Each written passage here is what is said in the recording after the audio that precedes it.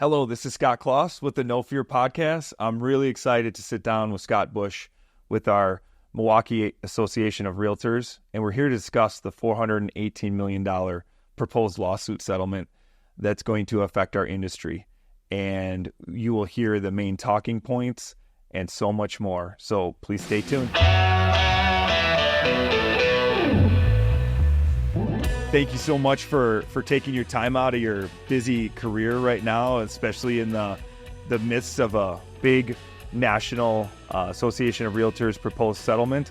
I'm sure your days are full with requests and with interviews and with everything like that. So I'm really excited to have you here, Scott Bush, the Vice President of Operations for the Greater Milwaukee Association of Realtors.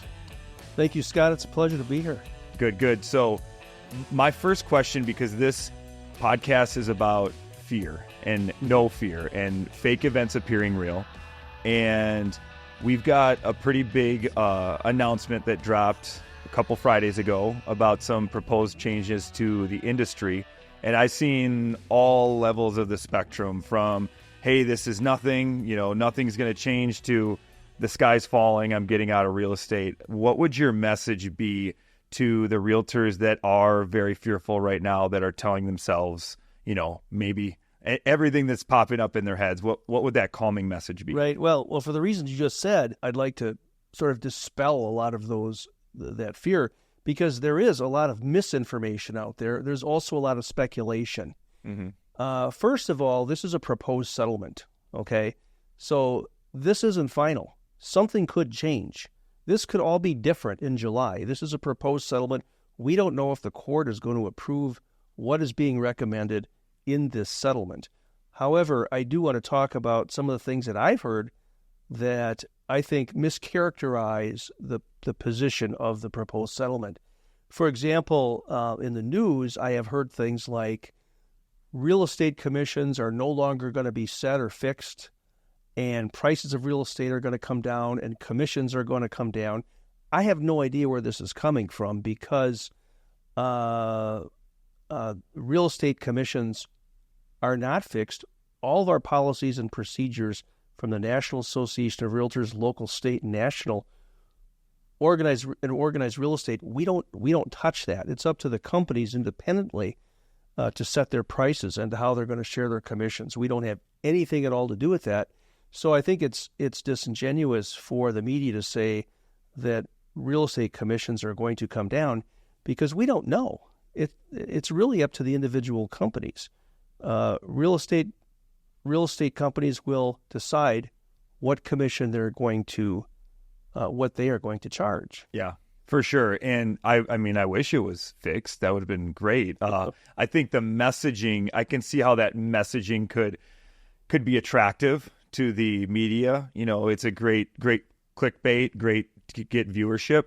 And so I think when you're looking at, if the majority of your media news is from social media and the news, like you're setting yourself up for a very fear-based life, I believe. I believe my job and our job as a leader is to calm, take the information, see all sides of it, and then provide a calming voice and say, here's the facts. Here's what we know now. And we're going to stay on top of it. Because you mentioned these aren't going into effect tomorrow. They have a July deadline. And so things could change. A lot of contracts would have to change. A lot would have to happen between now and July. And no offense to the industry, I've never seen it move that fast for anything else. So my message here is to be calm, to educate yourself, and to really be purposeful about where you get the information. Before we get in, I do want to say, why would I be interviewing you? What is your experience in the industry, and could you tell us a little bit about yourself and your career? Sure. I think I got in this business a little bit by accident. Okay. But I have been with the Realtors Association. I'll be starting my 40th year. And I think someone said that about 55% of our members weren't even alive when I was hired. So, so I've been around a long time. And a few promotions along the way, of course, but since day one, I've always been involved in the professional standards process. Okay. And if you want to be a realtor and you want to join the association, you subscribe to a code of ethics, and that is a contract of conduct that you subscribe to. So that is the basis for our enforcement. That's a raising of the bar. That's a higher level. That's a higher standard that you subscribe to. So any code of ethics is really meaningless unless it has enforceability. So that's where I come in.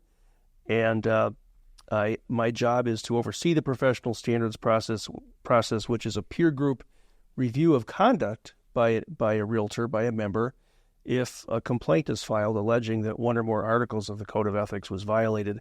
I also serve as an ombudsman, a mediator. I also train realtors like yourself to serve as mediators and on the professional standards committee. And also I work in dispute resolution. I administer the arbitration process. Of course, when realtors join the Realtor Association, they have a pre-commitment to arbitrate business disputes, and rather than go to court. So if they have disputes, they come to the association, they come to me, and we resolve that through mediation and or arbitration. So that's kind of it in a nutshell. So 40 years of that. Yes. So you've seen a thing or two, I imagine. I've seen a lot of things, yeah. And you're good, because you do have 2 years on me. So I was 2 when you started. So I was not part of that 60%.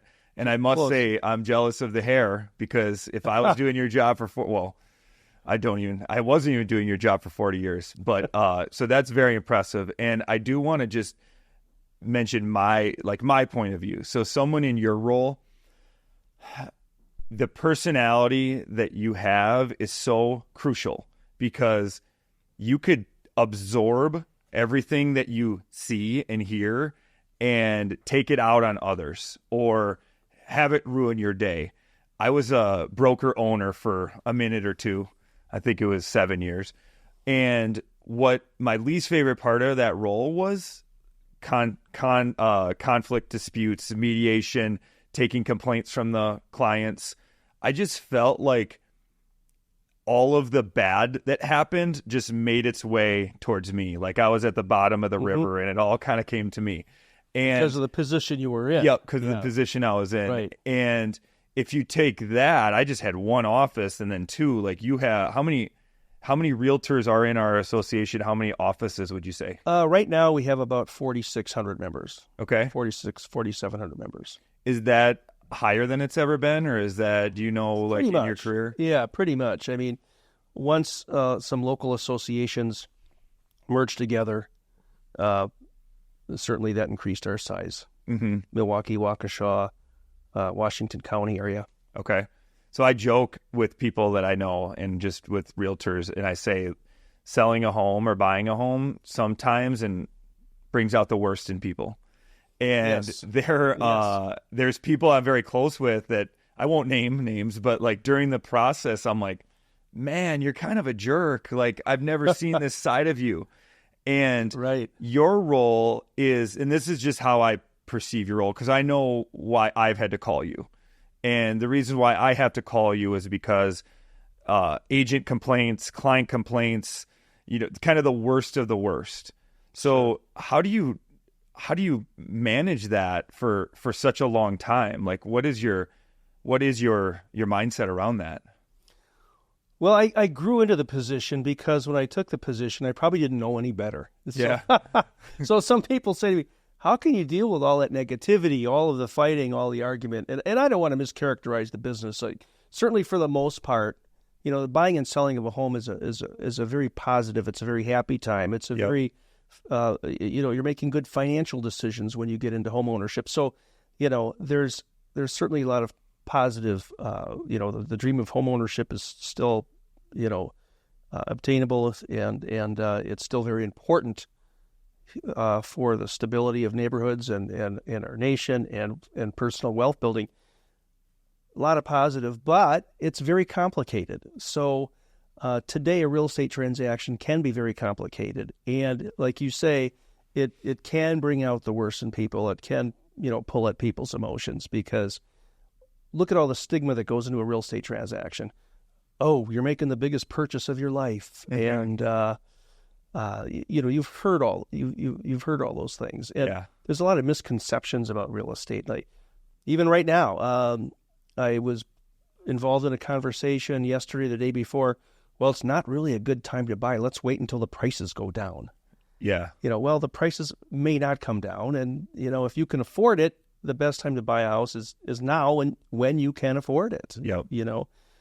But I would say that it's sort of a cliche, but I'm pretty good with people, I think. Yeah.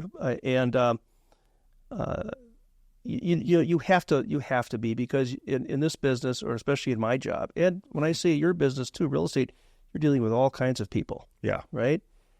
And people get nervous when they buy real estate. They do, because of all the stigma, biggest purchase of your life, and it's a big decision and all these things. And oftentimes what agents need to reinforce is all the positive benefits of home ownership. And many of our agents do. Yeah. Okay. They really do. But people get nervous, they get upset. And because of the complication of a transaction today, they call the Realtors Association. They want clarification. They want to file complaints. And oftentimes they just don't understand something. So if I'm able to explain things, maybe I can divert them from filing a complaint. That's not to say that if they have a legitimate complaint, it shouldn't be filed. Yeah. But many of these things can just be worked out because there's simply a lack of understanding. So I will often engage the brokerage with the agent and the complaining party, and we'll get things worked out. It happens all the time. There are a few things that we can't mediate away, so to speak. And I don't want to give you the impression that there's a lot of bad actor realtors out there. There's not. Mm-hmm. There's not. For the most part, our members are just very hardworking, and they want to do the right things. They enjoy working with people, buyers and sellers. And but are there bad doctors? Yeah. Are there bad lawyers? Yeah. Sure.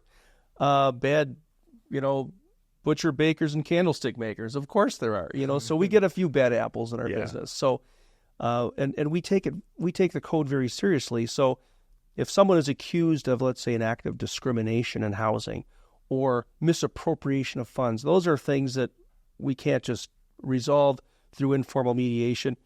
Those things need to go to a formal hearing. Yeah. So it's safe to say, though, that you have to stay very well versed on the law, the code of ethics, like what's happening in the industry. You got to stay on the cutting edge of all that, correct? That is true. I do. I have to keep up on what's going on in the business and the industry, just as realtors do. Yep. If you were a doctor and you hadn't picked up a medical journal in 5 years, or had any continuing education, you wouldn't want to go to that doctor. The same holds true in the real estate business, because it's always changing. Just like this proposed settlement in this lawsuit, we need to keep up on what's going on. You owe it to yourself to reduce your liability. You also owe it to your customers and your clients to be informed on issues that affect the real estate business in your community. Yeah.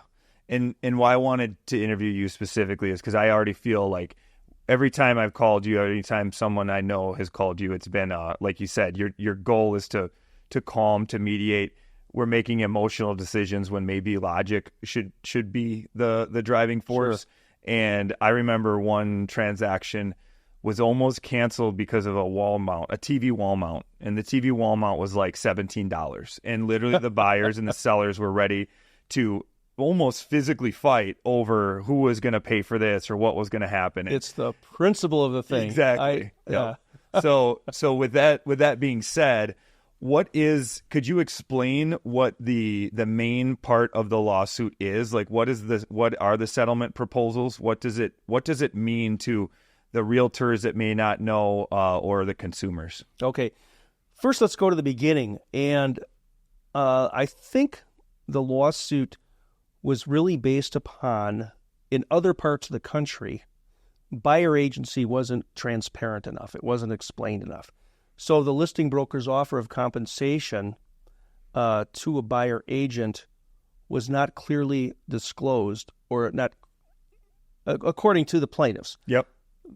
And I don't know this. I haven't looked at the actual lawsuit itself. I don't a lot of that we haven't seen yet, but this is just what we've reviewed, and that it wasn't transparent enough so that the seller was unaware of exactly how the buyer agent was getting paid. Mm-hmm. And when I first heard that, I thought, okay, that should be transparent. And as I started to look at what the plaintiffs were concerned with, I started thinking, this is 10 months ago maybe, I started thinking, well, if I were to ask these plaintiffs, what are you looking for? Well, we would want disclosure of how that buyer agent is compensated more clearly. And I started thinking, we do all that in Wisconsin already. And I don't mean to pat myself on the back here, but we have found out as these issues have evolved, that in Wisconsin, and we haven't been sued in Wisconsin yet, but we have found out that our consumerism, or our rules, our laws, provide clear disclosure on all of these issues.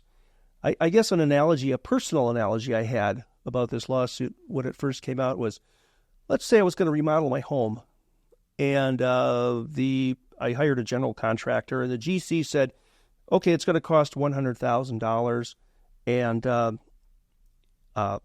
and I said, okay, well, can I negotiate then with the painter how much you're paying them, the plumber, the electrician?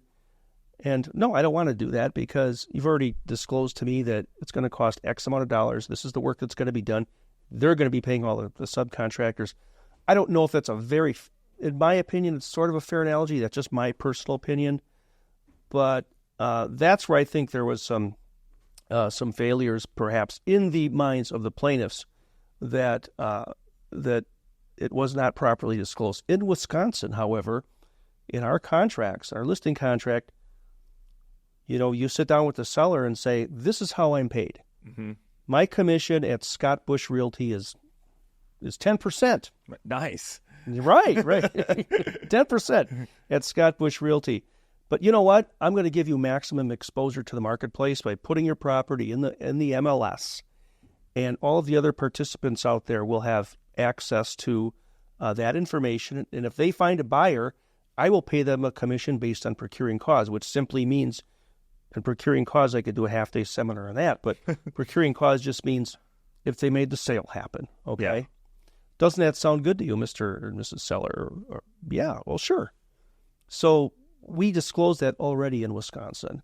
A buyer agency in Wisconsin is, we've required buyer agency disclosure for years. Buyer agency, if you're going to act in an agency capacity, get that buyer agency agreement. Everything in Wisconsin that we do in our forms is already there. Those disclosures are built in already. So really, we're far ahead of the game. I will say this. I work in my role now with Keller Williams as regional director. I get to see different states, different rules, and it's a national company. So there's 180,000 agents. I see how things work across the country. And I will say that all I knew was Wisconsin forms and what we did. And I was confused the first time I heard this around transparency, because, every time I've met with a client, it's here's the commission, here's what's going to go to the agent that finds the home. And on our closing statement, it doesn't give me the whole check.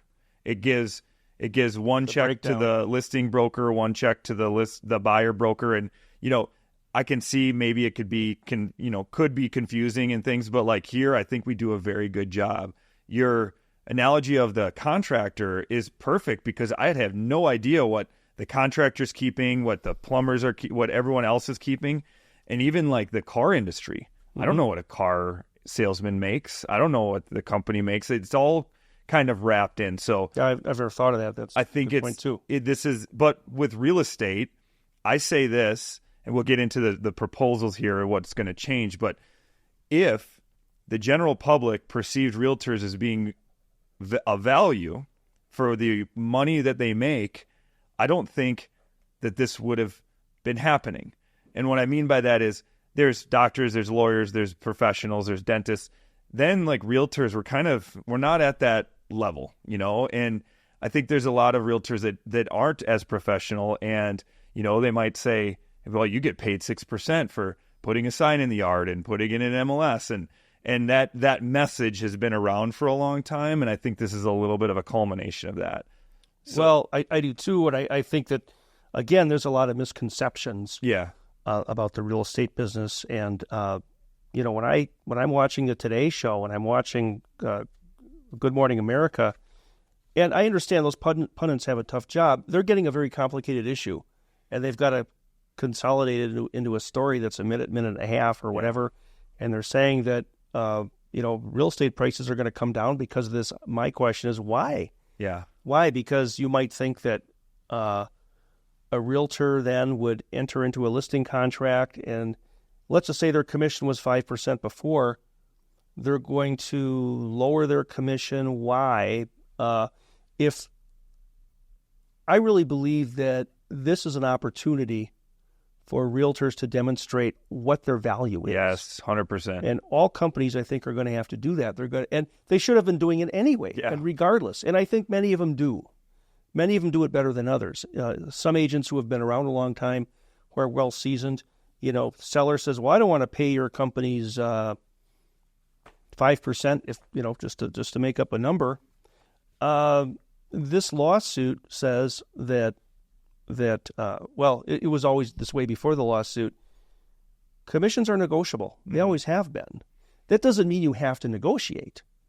If you believe that your worth is 5%, and that's what your company needs for the value that you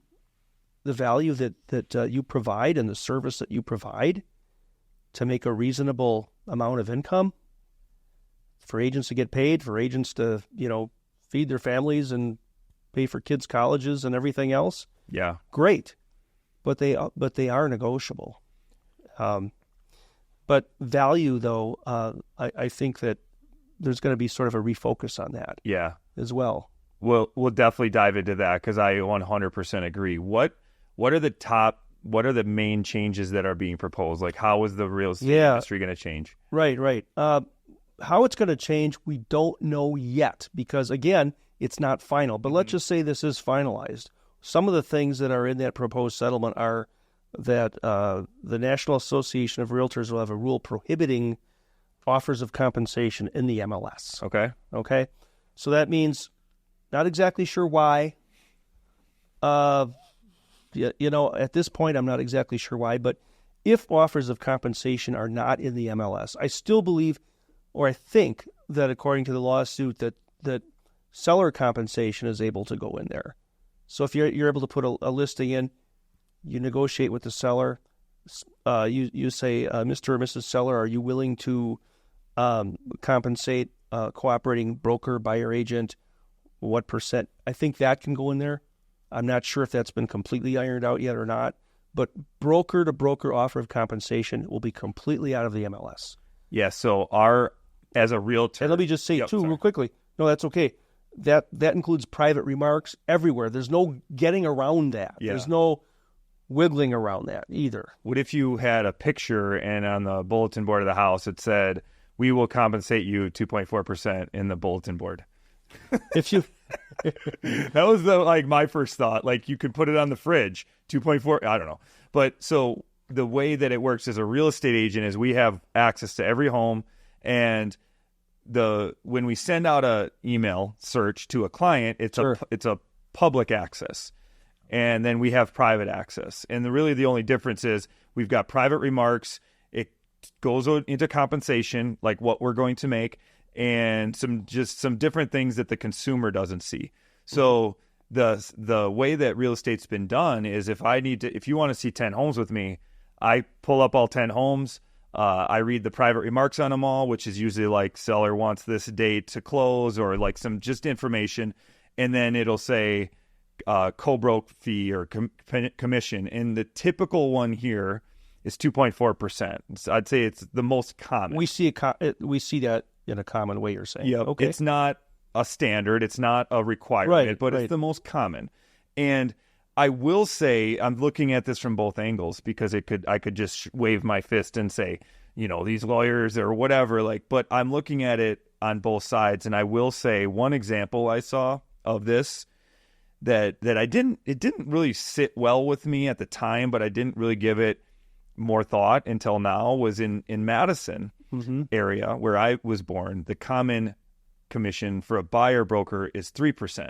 Sure. Here it's 2.4. And I remember seeing, I when I was getting started, I would go anywhere. I knew a lot of people in Madison that were buying homes, and in the private remarks, it would say, if you're part of South Central MLS, you get 3%. If you're part of Metro MLS, which is ours, you get 2.4. And, just kind of like a blanket mass standard, or I don't want to say standard, but a blanket mass statement around commission. Sure. I also think that when a broker locally decides to do less than 2.4%, the standard or the common response from a realtor is to kind of poke at them or chastise them a little and say hey, what's wrong with you? And I think there is that perception that it's, hey, in order to compete, in order to be the most marketable, you should do a 2.4%. Would you agree with that? Not necessarily. I think that negotiation is always okay. Yep. If there's an offer of compensation, if I have a buyer at Scott Bush Realty and your company is offering 2%, and I'm thinking I can ask for 2.4% or 2.6%. I can ask for 3%. I can ask for whatever, because that's still negotiable. Even though you have an offer of compensation, it's still negotiable. So company to company, one-to-one negotiations are great. Where it gets dangerous and a slippery slope with antitrust considerations is where you have competitors having conversations together about what they think would be a good commission to pay, what they think they're going to, if company A, B, C, and D decide, well, yeah, we like the platform that we have, or the commission rates rather we charge, A, B, C, and D, I don't like what he's doing. What do we should, we should pay them differently, I think. Yeah. Those have all the ingredients of an antitrust conspiracy, and that's the kind of trouble you don't want to invite, nor do you want. So realtor associations, MLSs, we don't have any policy that says we think this is a good idea, this is not a good idea.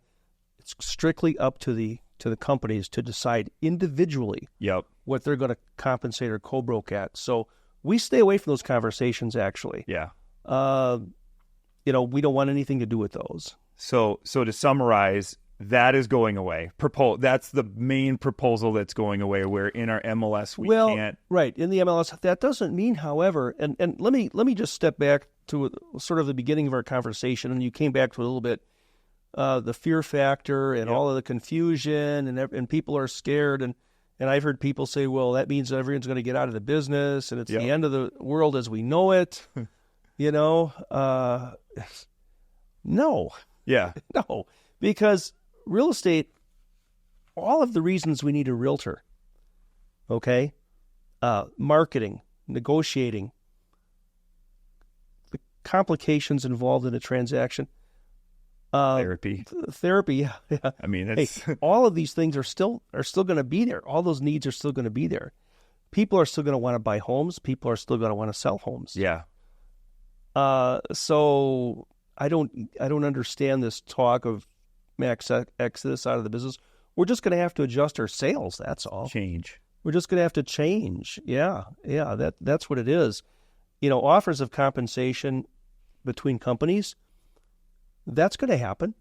That doesn't mean offers of compensation can't occur on your website. Yep.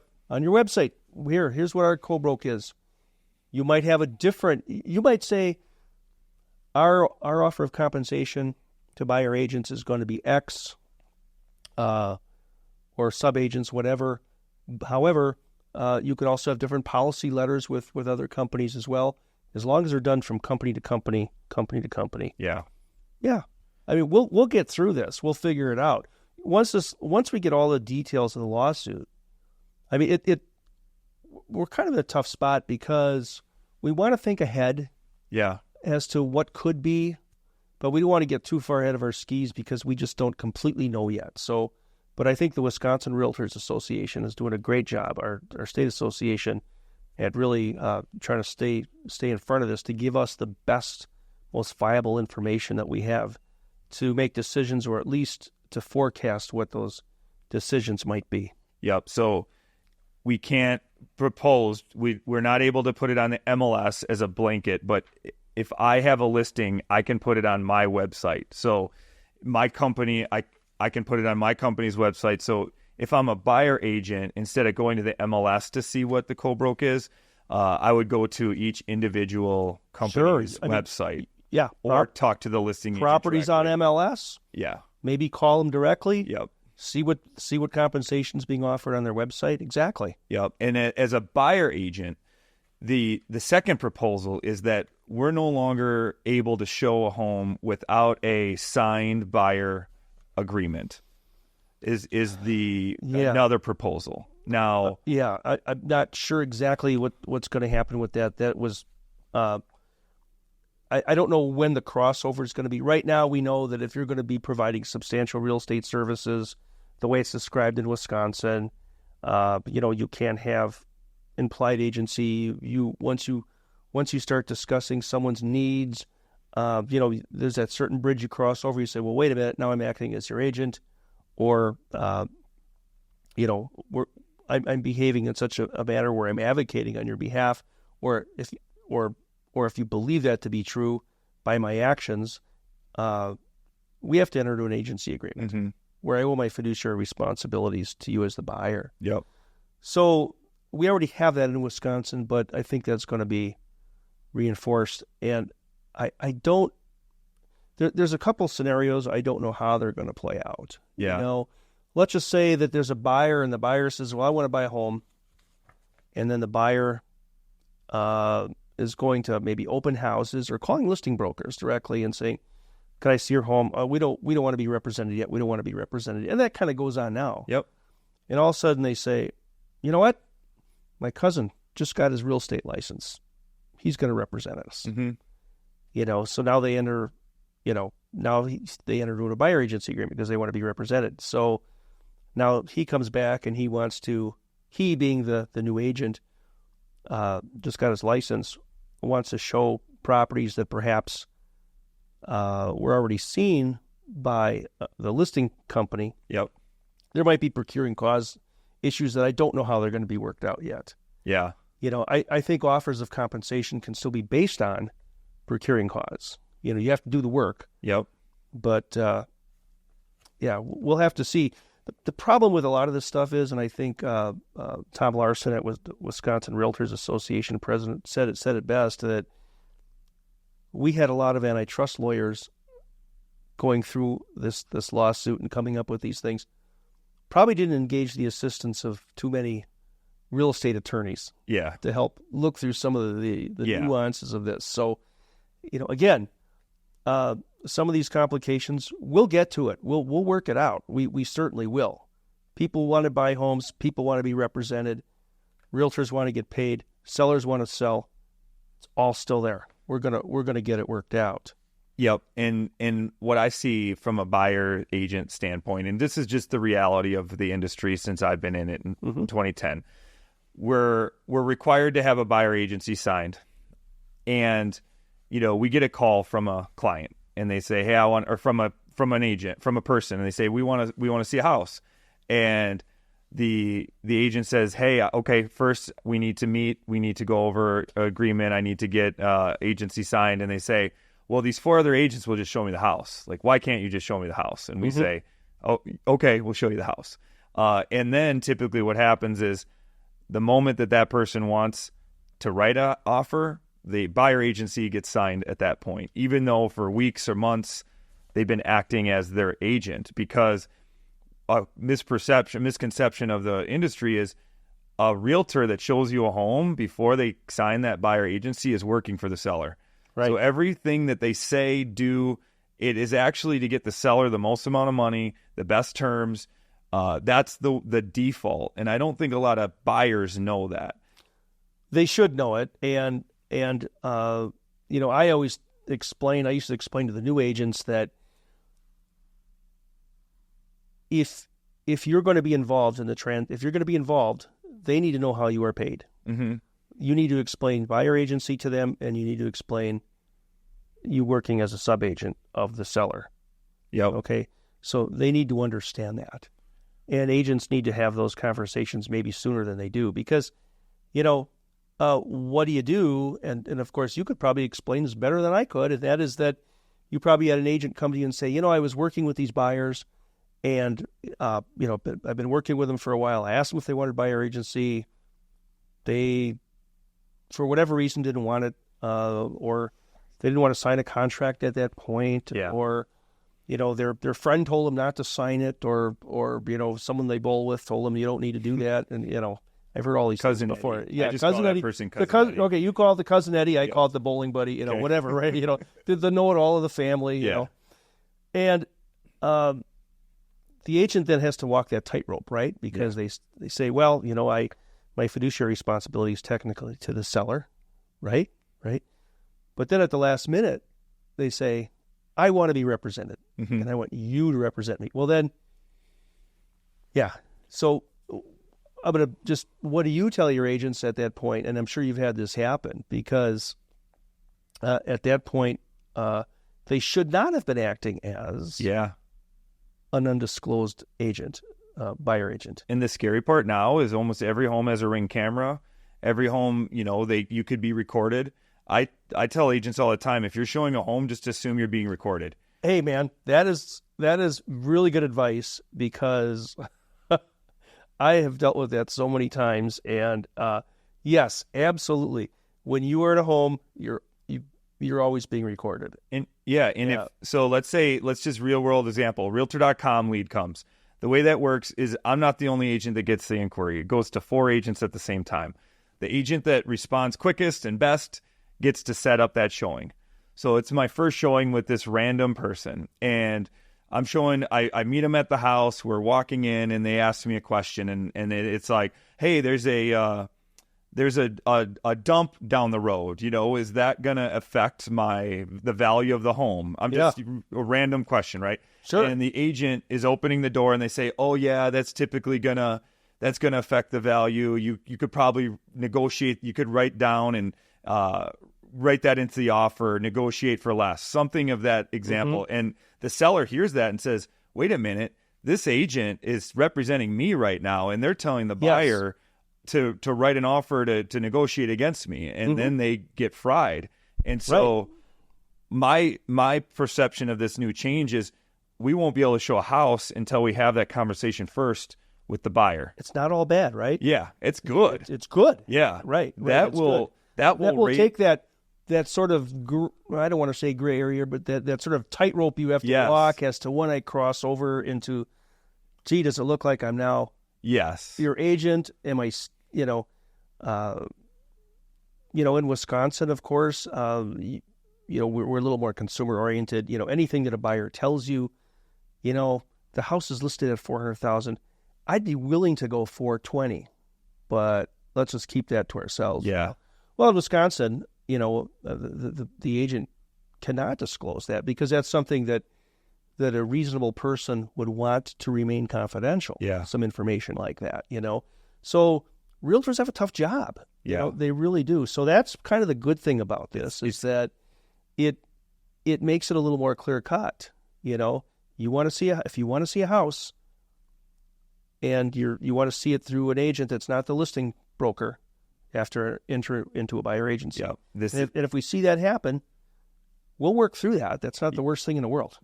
I think that's probably the best part of this proposal, is like it'll up the level of professionalism.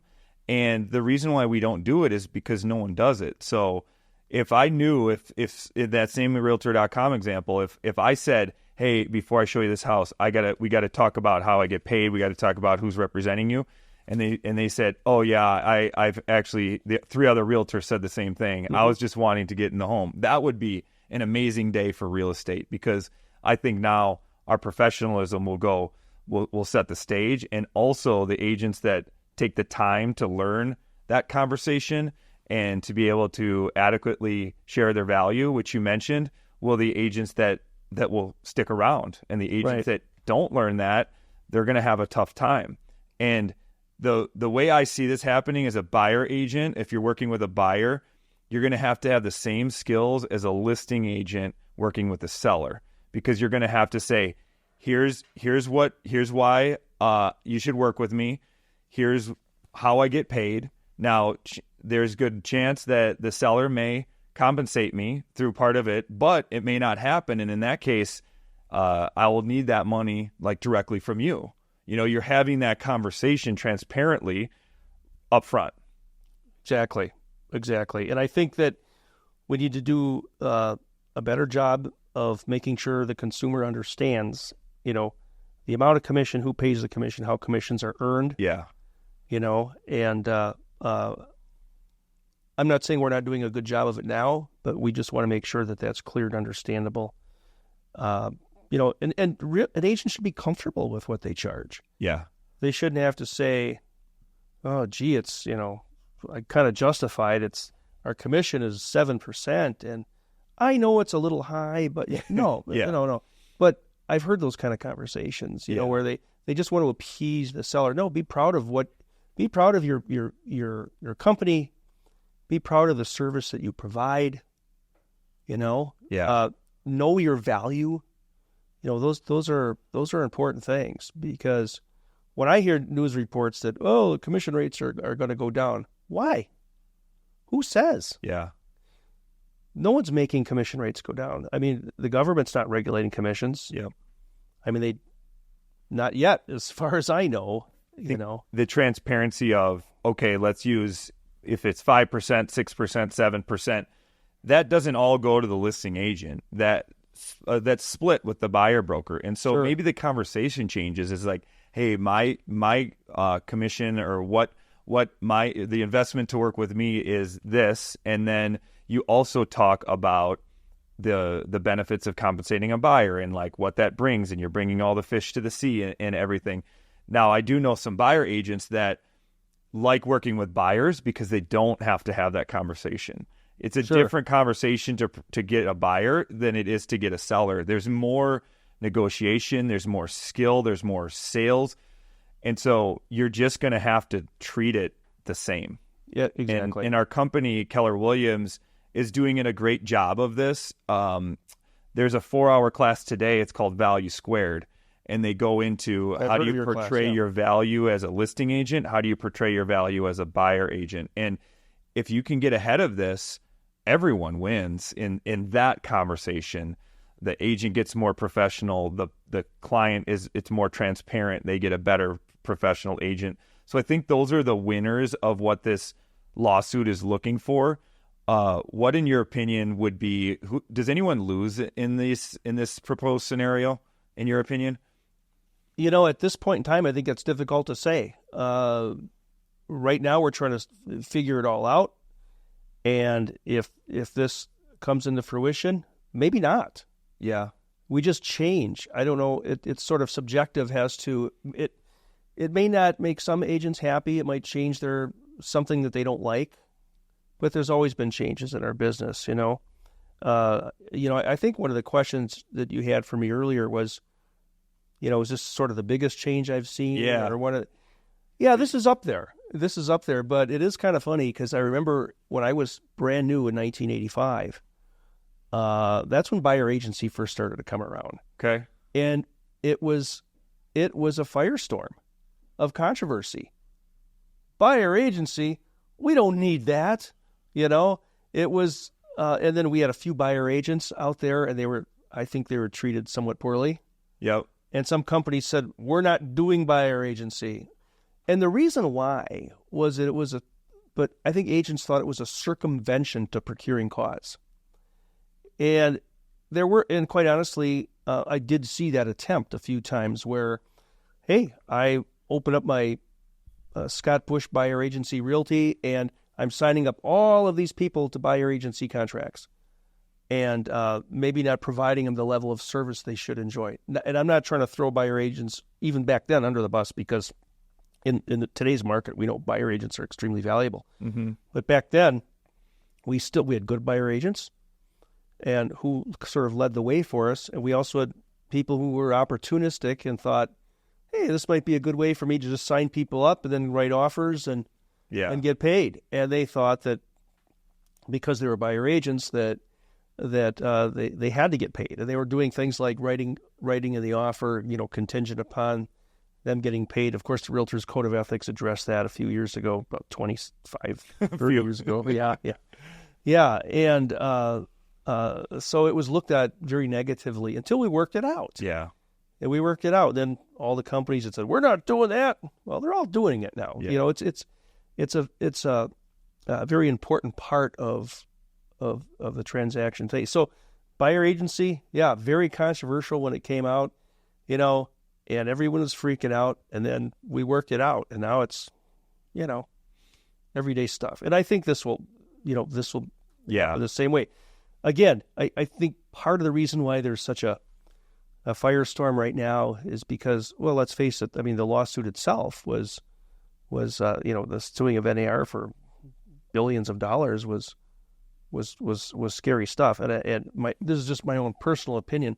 When I looked at why they were being sued, I thought, maybe it's because in Wisconsin, I think we've always done things with full disclosure. Mm-hmm. So I really can't speak to other parts of the country and the way they were doing things. But I would caution, though, all the companies out there to talk to your agents and make sure they're not talking about commission rates on social media. Say, boy, we don't know what's going to happen, but, if you have internal conversations in your company, make sure that, they're keeping that in-house. Yeah.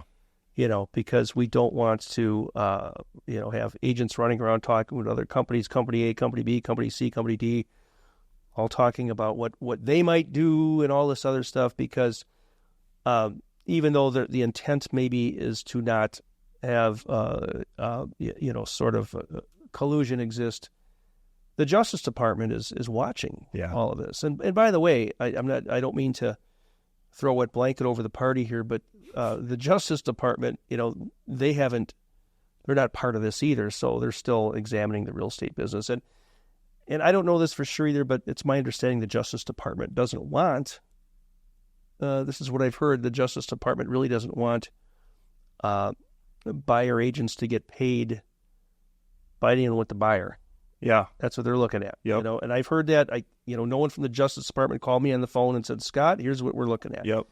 But that's sort of an interpretation and I think that has to get worked out too, because if the buyer is the only one that could pay the buyer agent, I think it would really have an impact on home ownership, especially for low-income buyers, first-time home buyers. Yeah. So hopefully we can get that addressed as well. And that's where I was going with the question of like the potential losers, because, if you can roll it into the commission, it might be $10 a month, but if you have to come up with $9,000 extra or whatever the money, $5,000, $4,000, $6,000 extra, if you're scraping your money together for a 5% or 3% down, it's really affecting the lower income buyers, the first time home buyers. Yeah. I think if you look at this as what does it help solve, but what problems could it help create? Exactly. One problem from a transparency standpoint, from a client transparency we'll have, but from an agent transparency, we're going to be like, what the world is happening? And I could see, discrimination files, lawsuits, things happening if you get a bunch of the same offers, but one person gets it and another person doesn't. Buyers not able to afford, I think long term it could help the culture of our country say, hey, you should probably save money instead of spending it on whatever and whatnot. But like the short term, I think those are the categories that this could really affect. Well, it would add another expense to the buyer to get into home ownership, because it's already difficult now to save up for that down payment. Yeah. And, when you buy a home, there's always things that need to be repaired, things that need to be fixed most often, new furniture, new stuff, and it all costs money. So to add another barrier, I think that's something that we need to really look at with how the buyer agent is going to be compensated. Because if it was strictly, and I don't think it could ever end up this way, but if it was strictly, hey, you want a buyer agent? You got to pay him. That's the law. That's it. I don't think that would do well in our industry. I think you make a good point about the Department of Justice, because one thing I've heard is, did the NAR sell us out as realtors?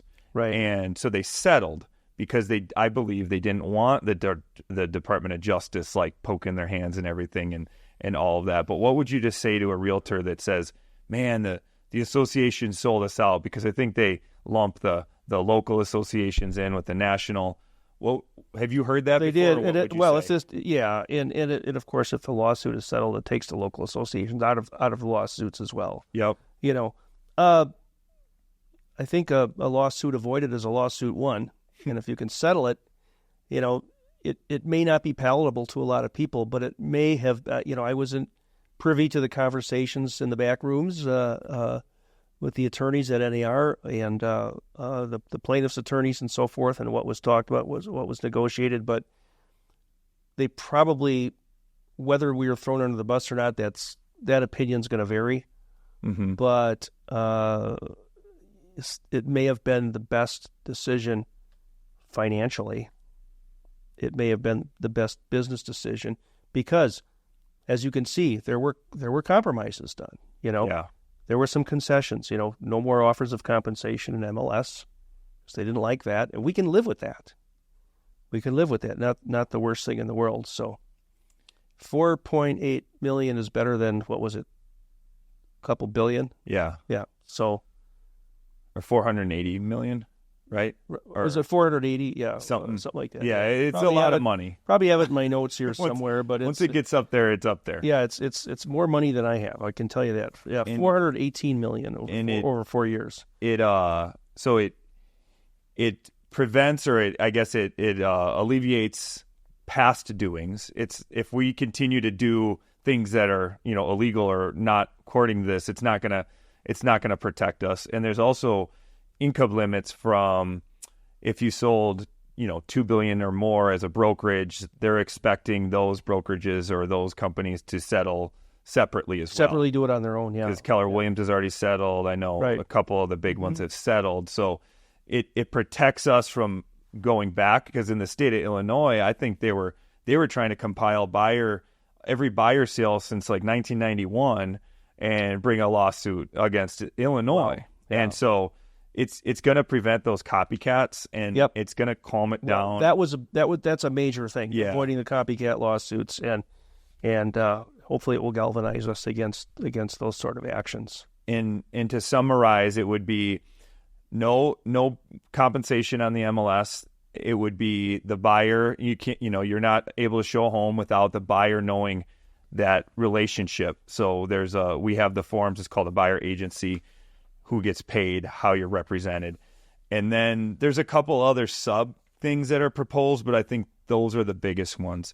One thing buyers don't know, and what I talk to my agents about that I talk to, is you don't need to sign a buyer agency for 6 months. If I just met you today, I don't need to say, hey, you need to commit to me for 6 months. I could say, sure, why don't you give me a test drive this weekend? We can sign this buyer agency for 2 days and, give me a chance to represent you, see if you like me, we can have an open dialogue, and if not, then we can go about our way.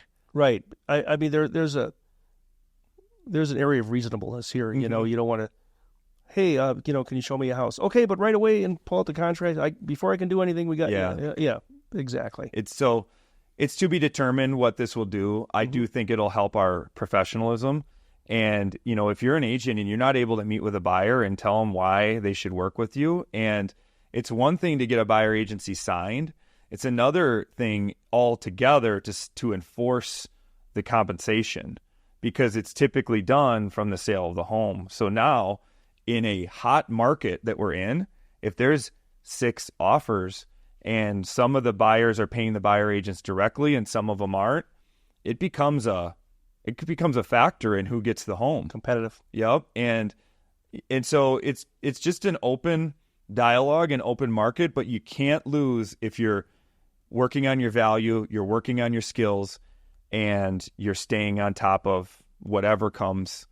This came on a Friday, Right. And, real late in the afternoon. And so you have the whole weekend. Was ringing all weekend. What are we going to do? What are we going to do? I don't know. Yeah. So yet anyway. I heard a lot of good messages around just like, hey, we heard it. We're on top of this. Let's stay calm and all of that. And because we typically meet Mondays and Tuesdays to share all our news. Well, the initial blast, it really stirred up a bee's nest. And I think largely because the way the media portrayed or characterized this settlement and some of the things they were telling the public and some of the pundits were just saying that maybe we don't need realtors anymore. Yeah. Commission rates are no longer fixed. They weren't fixed before, and they're going to come down. Says who? Why? If we talked about that earlier, so no sense in rehashing that. But the market is going to dictate value. Yeah. Right. What a buyer is willing to pay for a property.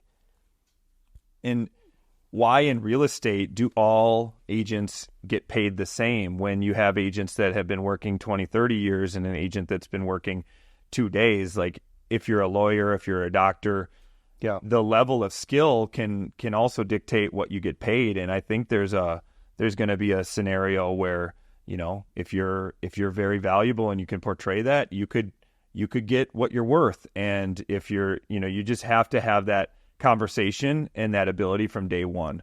The last 2 years or 3 years in real estate, you could almost trip and sell a home, Yes. And I don't like that. I like it when it is more skill based. Sure. And the market fluctuations will dictate that, So last question, what's next for you now that, cause you're almost on the way out, I believe. So I am, I've been working on a retirement plan and, for 39 years? Pretty much.